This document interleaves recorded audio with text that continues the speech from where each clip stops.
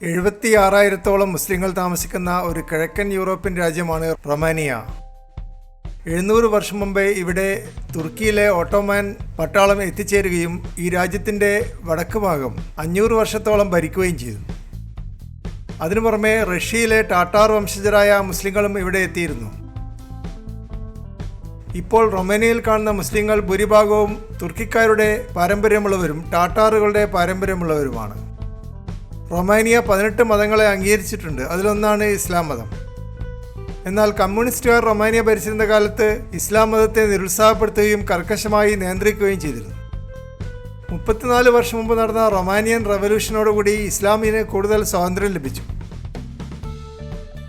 റൊമാനിയയിലെ മുസ്ലിങ്ങൾ കൂടുതലും സുന്നി വിഭാഗത്തിൽപ്പെട്ടവരാണ്. ഹനഫി ജൂറിസ്പ്രുഡൻസ് ആണ് കൂടുതൽ ആളുകളും ഫോളോ ചെയ്യുന്നത്.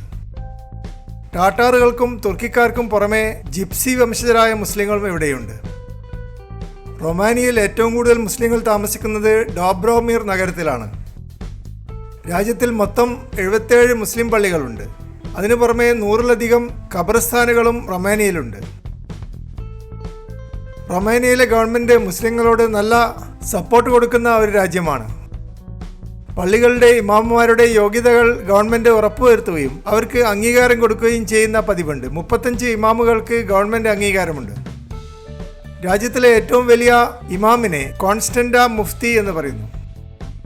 എല്ലാ ഇമാമുമാരും ചേരുന്ന ഒരു സമ്മേളനത്തിലാണ് മുഖ്യ ഇമാമായ കോൺസ്റ്റന്റ മുഫ്തിയെ തിരഞ്ഞെടുക്കുന്നത്. ഇപ്പോഴത്തെ കോൺസ്റ്റന്റ മുഫ്തി മുറാത്ത് യൂസുഫ് എന്ന വ്യക്തിയാണ്. റൊമാനിയയിലെ മുസ്ലിം കുട്ടികൾക്ക് പ്രത്യേകമായ മദ്രസ പഠന സൗകര്യം പണ്ടുകാലത്ത് ഉണ്ടായിരുന്നു. എങ്കിലും മദ്രസയിൽ പഠിക്കുന്ന കുട്ടികൾ സ്കൂൾ പഠനത്തിൽ പിന്നോക്കം പോകുന്നതായി ഗവൺമെൻറ് കണ്ടെത്തി. അതിനെ തുടർന്ന് മദ്രസ പഠനം നിർത്തിക്കൊണ്ട് ഗവൺമെൻറ് ഒരു തീരുമാനമുണ്ടാക്കി. കമ്മ്യൂണിസ്റ്റുകാർ ഭരിക്കുമ്പോൾ സൂഫികളുടെ പാരമ്പര്യവും ജീവിതശൈലിയും അവരെ അലോസരപ്പെടുത്തിയിരുന്നു. കർക്കശമായി സൂഫികളെ നിയന്ത്രിക്കുകയും നിരോധിക്കുകയും കമ്മ്യൂണിസ്റ്റുകാർ ചെയ്തിരുന്നു. എന്നാൽ ഇപ്പോൾ സൂഫികൾക്ക് യാതൊരു തരത്തിലുള്ള നിയന്ത്രണവുമില്ല.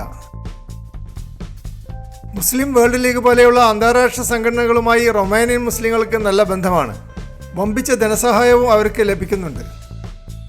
ധാരാളം റൊമാനിയക്കാരും ഇസ്ലാം മതം സ്വീകരിച്ചിട്ടുണ്ട്.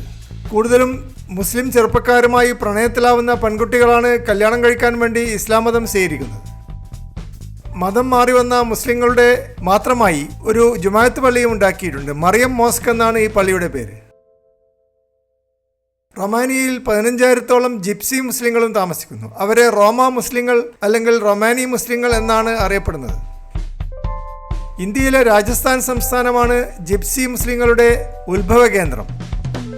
എങ്കിലും അവർ ലോകത്തിൻ്റെ പല ഭാഗങ്ങളിലായി ചിതറിക്കിടക്കുകയാണ്. അമേരിക്കയിലും റഷ്യയിലും 10 ലക്ഷം വീതം ജിപ്സി മുസ്ലിങ്ങളുണ്ട്. ജിപ്സികൾ പൊതുവെ മതപരമായ നിഷ്ഠകൾ കുറവുള്ള ആൾക്കാരാണ്. ഇസ്ലാമിക പാരമ്പര്യവും ജിപ്സി പാരമ്പര്യവും ഒരുമിച്ച് ചേർന്ന ഒരു സംസ്കാരമാണ് അവർക്കുള്ളത്. എപ്പോഴും പാട്ടും നൃത്തവുമായി കറങ്ങി നടക്കുന്ന ജിപ്സികളെ യൂറോപ്യൻ രാജ്യങ്ങൾ ഇഷ്ടപ്പെടുന്നില്ല.